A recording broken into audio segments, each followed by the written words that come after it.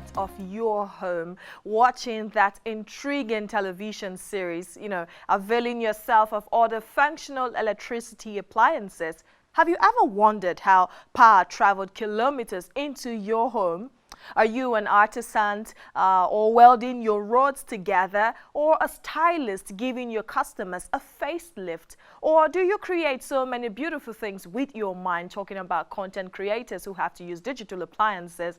Have you ever paused to ask yourself, how does power travel? Well, if you've not wondered how power is made for better, well, let's say put together how electricity got to your doorsteps, this is not a good time to change your dial, because we have prepared indeed a very special package to walk you through that process. My name is Stephanie Odia, and this is the Bridge 360 Show.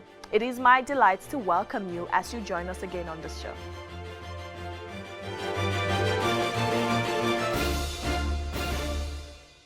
The Bridge 360 Show is a program which aims to provide useful information that would bridge the communication gap between the public and the government in providing critical infrastructure and economic development through its ministries, departments, and agencies. And on this show, which comes to you every week, our aim is to also awaken the conscience of the citizen in asking the right question as they hold their leaders accountable. Now, this program is not in any way designed to patronize the government of the day, rather appraise their efforts in critical infrastructure deliverables and seek ways to ensure dividends of democracy are delivered to the people. Our focus on this series of the Bridge 360 Show is on power. Now, because of its critical role in the national development, we shall be taking a look at how power is made, from its generation, transmission, distribution, and how it gets to the final consumer. That is you and me. Well, it promises to be very interesting. We will be right back after the short break. Do stay with us.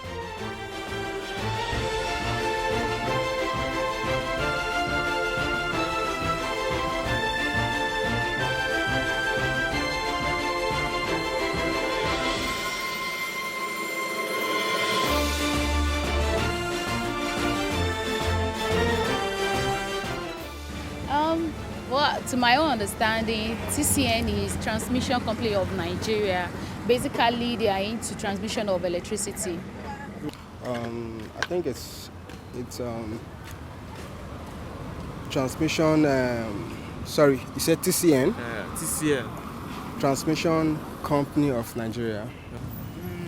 Transmission Company of Nigeria, if I'm not wrong. Yeah, they are the ones that are in charge of distribution of power in Nigeria. TCN. I know nothing about TCN. What do TCN mean? To the best of my knowledge, TCN is a group or a body that handles the sharing of power when it comes to electricity across the country. So the power is generated, and then they are in charge of saying what goes where as far as electricity is concerned. I know that they are the ones responsible for power transmission since the unbundling of Power Holding Company of Nigeria. So it's been there's been some kind of decentralization of responsibilities involving TCN and other regional AEDC for Abuja. And welcome back. I'm glad you're still there. Before we jump right into our topic of today, it will be important to lay a good foundation on how electricity came about. The ancient Greek word for amber was electron, based on which the Romans called it electrum. Amber was observed to develop the ability to attract light objects and make sparks when it was rubbed. That is what we now call static electricity.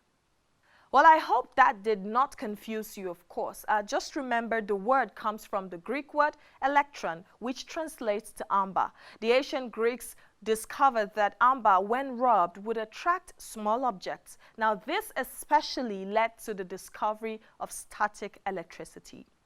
One of the greatest pioneers in electricity was Thomas Edison, who saw electricity as his field. Well, in order to organize the life of the world as it was back then in the 1870s, America's greatest inventor brought the incandescent electric light bulb into practical use.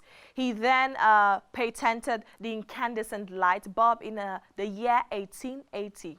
I know you would ask, how did electricity come into Nigeria?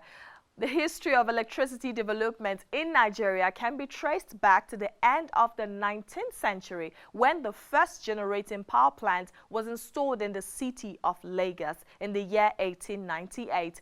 Now, from then until the year 1950, the pattern of electricity development was in the form of individual electricity power undertaken, which were scattered all over the towns. And in the year 1950, in order to integrate electricity power development and make it effective, the then colonial government passed the ECN ordinance in 1950. Now, with this ordinance in place, the electricity department and all those undertakings which were controlled came under one body. The power story has gone through a lot of phases in time. What so far is a result of careful planning and hard work. Presently, Power Holding Company of Nigeria, the PHCN, is the household name regarding power supply in the country, but there are stakeholders in the power sector value chain. The GENCOs are one part of the three divisions of the Nigerian power sector value chain since the privatization of the power sector in the year 2013. Now, there has been a clear separation between the bodies that generate, transmit, and distribute electricity. The GENCOs are in charge of the actual generation of the electricity, while bulk transmission is through the TCN, the Transmission Company of Nigeria. The transmission arm does not give light to customers. This is done by the 11 distribution companies nationwide. The GENCOs are tasked with transforming hydro and gas power into electrical power. Putting it more simply for you to be able to understand, the company that runs and manages the plant is a GENCO. Let's take a look at power transmission in Nigeria. Now, the Transmission Company of Nigeria, TCN, is responsible for very high voltage bulk power transmission in the country. The TCN's role in the value chain is simply evacuating the power generated from the generating stations through high-tension transmission lines nationwide. Now, to 11 distribution stations who give power to consumers. That's how it connects. The TCN, which is state-controlled, when evacuating power from the generating stations, transformers are used to step up the voltage, moving it through its high-tension transmission lines. TCN transmits at 330 kV to 132 kV and 33 kV voltage levels. Nigeria's transmission network consists of high-voltage transmission lines and substations with a total transmission wheeling capacity of about 8,100 megawatts and over 20,000 kilometers of transmission lines. And currently, transmission wheeling capacity is higher than average generation capability and distribution evacuation capability. The critical importance of the role of transmission can never be overemphasized. Hence, in the last 12 months, the current management at TCN have continued to complete projects which were previously ongoing and have equally executed new ones in line with its Nigerian electricity grid rehabilitation and expansion program. And this is geared towards further expanding the national grid to ensure more reliability of the entire transmission network. The Abdulaziz-led management is focused on grid reinforcement, expansion, and optimization. Now, this strategically allows TCN move more bulk electricity to distribution companies for their customers. The TCN has also said that it's steadfastly pursuing expansion of projects to cater for new and future demands load. Now, this it is doing by installing more transformers, reconductoring of lines in different parts of the country, and constructing several new transmission substations, among others. Let's help you understand how high voltage is stepped down so it can be usable in your homes and offices. Electric power distribution is the final stage in the delivery of electric power, so it carries bulk electricity from feeders where transmission deposits bulk electricity it took from the generating plants to individual consumers. And now distribution substations connect to the transmission system and lower the transmission voltage to about 33 kVA, 11 kVA, and 450 volts through its injection substations. Our primary distribution lines carry this medium voltage power to distribution transformers located near the customer's premises. Distribution transformers again lower the voltage to the utilization voltage for lighting, industrial equipment, and household appliances. Often, several customers are supplied from one distribution transformer through another distribution line, while commercial and residential customers are connected to the secondary distribution lines through service drops. We will be going on a short break, and when we return, we shall be finding out what everyday people know about the origin of electricity and how electricity is made possible for their usage. Stay with us.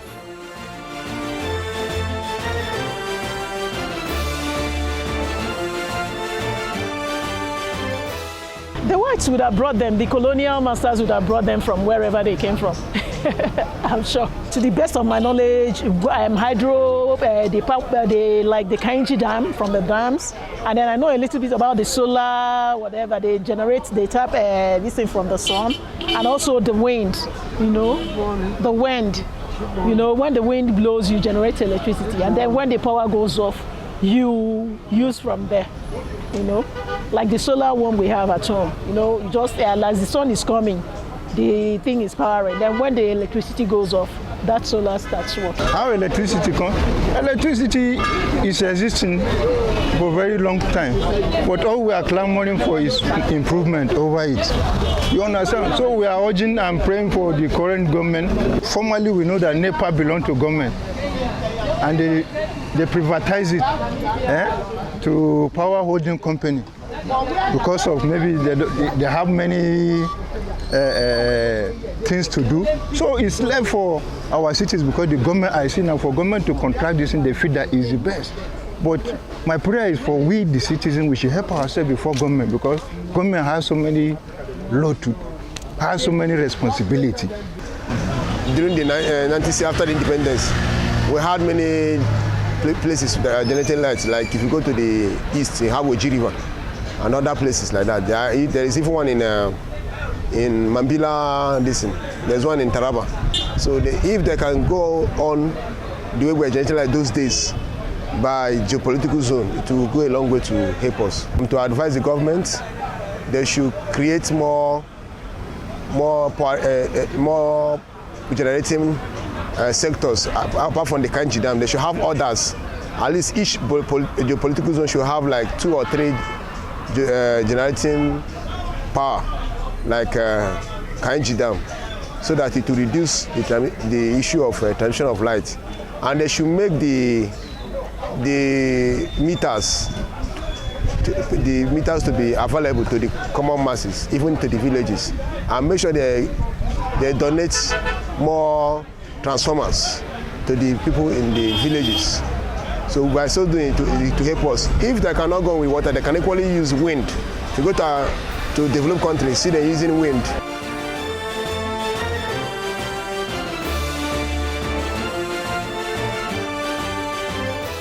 Welcome back. It's still the Bridge 360 show, and from our past edition, we brought you a glimpse of the discussion we had with an instructor with the National Power Training Institute of Nigeria, Mr. Yusuf Adamu Haliru, who gave insights to better understand the major mandate of TCN and how it has contributed towards steady power supply in Nigeria. And just as we promised you, we shall bring you that interview at once. Power, we could say, is a sort of resource that provides availability for utilization and the consumption of some devices and apparatus that requires what relates to what we could term as voltage and current. Now, the voltage in itself is the electrical pressure, while the current is the movement of the electrons, and the combination of these constitutes what we term as the power. And that is what is usually consumed by consumers of the electrical power.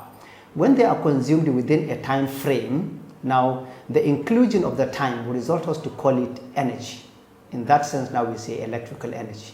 But ideally, the power we are referring to now, in terms of your question, we are referring to electrical power. Electrical power refers to the product of both the voltage and current that actually provides what is being consumed by our consumers when electricity is required.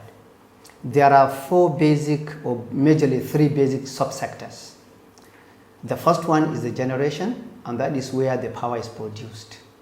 And the second one is the transmission, that is where the power is wheeled. And the last one is the distribution, where the power is taken onto various locations of customers at a level they could be able to use the power. That we call that level of voltage. Now the final one after the distribution is the consumption of that power. Now at the generation side, you have what we call the power plant. The power plant, as the name implies, is a plant where you need a fueling system which acts as an input to the plant. Then that input is processed, and then the output of that input is the power produced. You have different ways of generating power, but you can broadly classify them into two: conventional system and the renewable energy system. The conventional system is a system whereby you use either water or natural gas or natural oil or mineral oil to drive some machines. These machines are called turbines. And as they drive these machines called turbines, they are interconnected with electrical generators. They ultimately produce power. In this sense, power is produced by the use of either water, we call it hydro, or steam, we call it steam turbine power plant, or simply gas, we call it gas power plant, or a combination of both steam and gas. And in this case, this plant is called combined cycle power plant. These are the conventional system. While in the renewable energy system, we call it renewable because the source of the fueling, unlike in the other system where you have natural gas, for example, or oil, or maybe coal, etc., to now determine how you produce the steam that rotates the turbine. In this case, you have the source of the fueling as natural and always existing, usable and reusable. For example, solar. The sun is already there. It's been created by God. You don't need to do anything. It's already there. All you need to do is to tap from it and make some conversion scientifically so you can produce power. So solar, something like wind is already existing. Geothermal is as a result of heat from the earth crust that equally exists. Or biomass or biogas, which is basically from plants or some animal dogs, issues like that, that they are more of natural. Now these are the two ways of producing power. Now when the power is produced, usually you notice that where it is produced, that is not where it may be consumed. So you now take it to different distances. The process and procedure through which you wheel it to these different locations. For example, in Nigeria, you may produce power in Kainji, or you produce it in Ugeli, for example, or maybe you produce it in Afam, in rivers, and you still need to consume it maybe in Kano, you consume it in Lagos. How do you take it to these locations? And that is the major function of the transmission. The transmission will wheel the power, but in wheeling the power, they equally need to consider the reliability of the system, the continuity of the system, the security of the system, the control of the system, the management of the system, the operations of the system, the flexibility of the system, the stability of the system, because without these features, you cannot maintain the power at those locations. So they wheel the power to these locations and be able to manage it. And when they get to the locations, for example now, you produce power in Kainji, you take it across the north. Maybe you need to consume it, say in Kaduna. When it reaches Kaduna, you cannot just give them that power at that level it was transmitted to consume. You need to get it down. You know power is very dangerous. Electricity is a very dangerous master. So you need to slow it down to a usable voltage level, and that is where distribution starts. So at that low voltage level, that is when you now disseminate it into different localities of that area where it is requested to be consumed. And that pattern is called the distribution. As long as it gets into the vicinity of the consumer, he starts utilizing it. That is the consumption. And you have different type of loads or different kind of consumers, and these kind of consumers determine what level of voltage do they require this power, for what duration do they require the power, what are the parameters that are required to be maintained for him or her as the user to be able to utilize the power adequately, efficiently with its level of quality. TCN is a sort of interface between the generation and the distribution. As I have told you earlier on, when you generate the power, that is the power production you are asking of. When you generate the power, you take it to different locations, and that is wheeling the power. That is one function of TCN. So they wheel the power.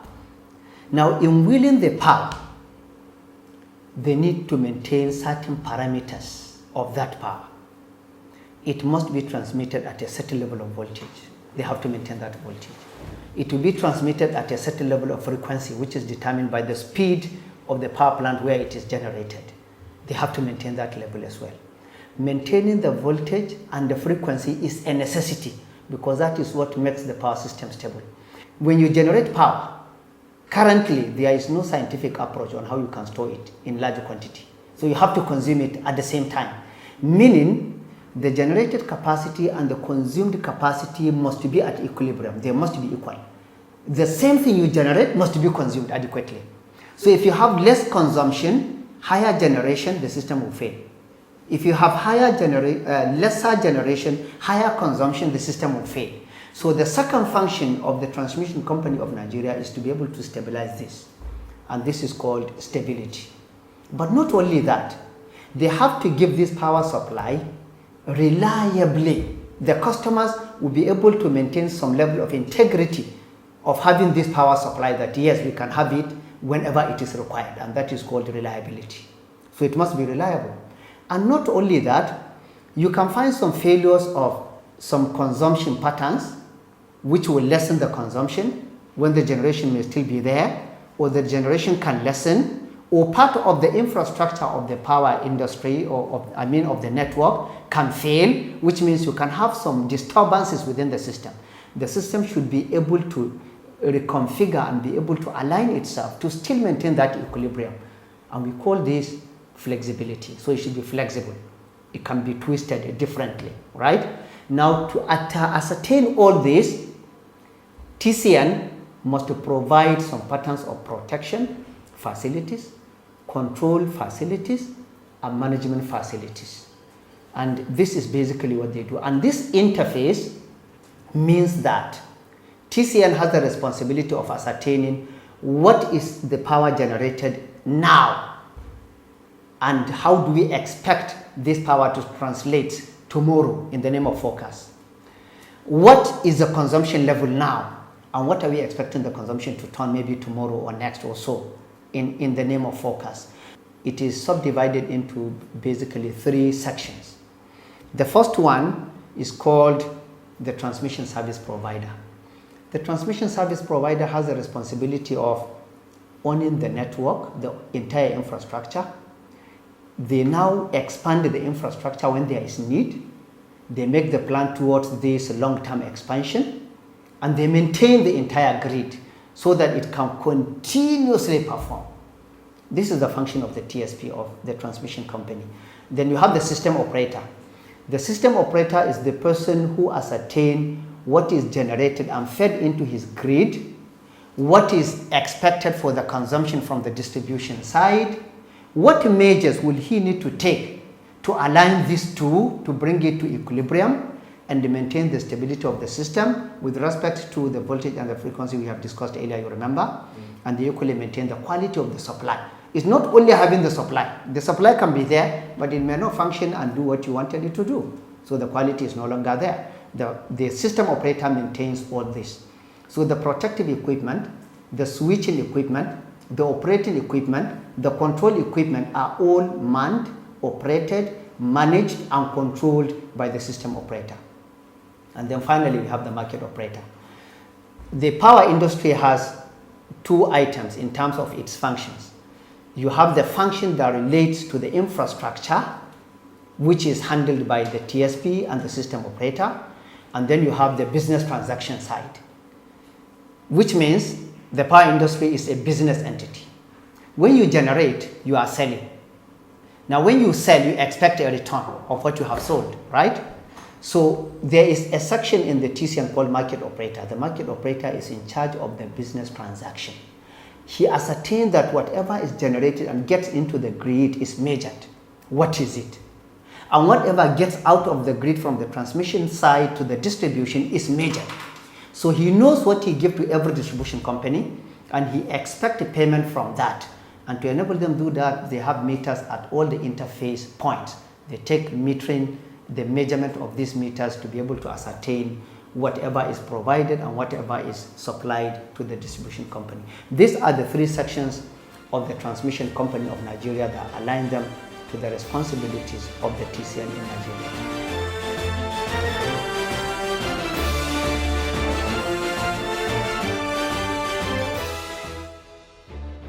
Electricity is one of the most important blessings that science has given to mankind. It has also become a part of modern life, and one cannot think of a world without it. Electricity has many usages in our day-to-day life, just as valuable and beneficial as electricity is. And it is also dangerous and must be treated with care to avoid accidents, especially electrocution. You must therefore avoid obvious dangers such as building under high-tension transmission lines. I believe we all have a clearer understanding about how electricity is made and transported and the role of each stakeholder in the value chain.